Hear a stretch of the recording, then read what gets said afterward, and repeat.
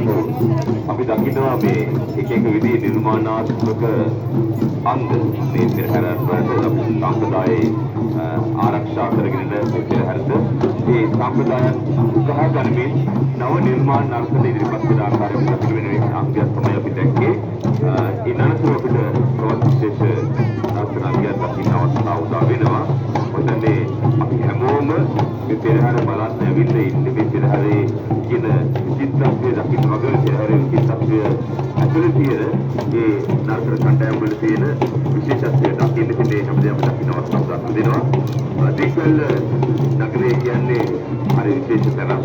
එක් පැත්තකින් සුන්දර වෙරළ තීරය, අනිත් පැත්තකින් නිල්වන් කෙස්යාය, ඒ වගේම තවත් බොහෝ දේවලින් අනුවන වූ සංකල්පය වුණු පුරවරයා දික්වල ඒ සම්පතේ සංචාරක ව්‍යාපාරයට මහගේ රුකුලක් අපේ සංචාරක ව්‍යාපාරයේ තෝරන දික්වල සුන්දර වෙරළ තීරය ඒ දෙකේ හේතුවක් වෙනවා.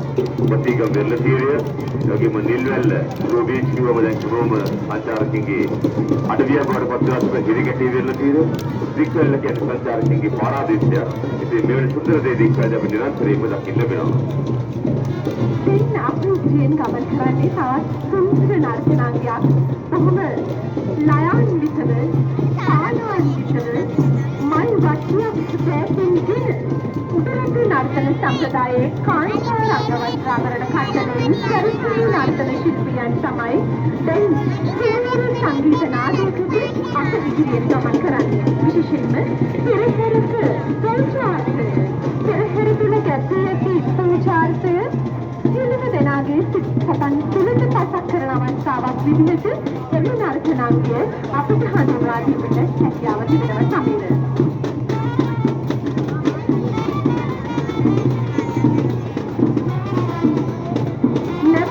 අපි ගමන් කරන්නේ තවත් අපූර්ව රබන් නර්තනාංගයක්. රබන් දැකින් රබන් කරකමන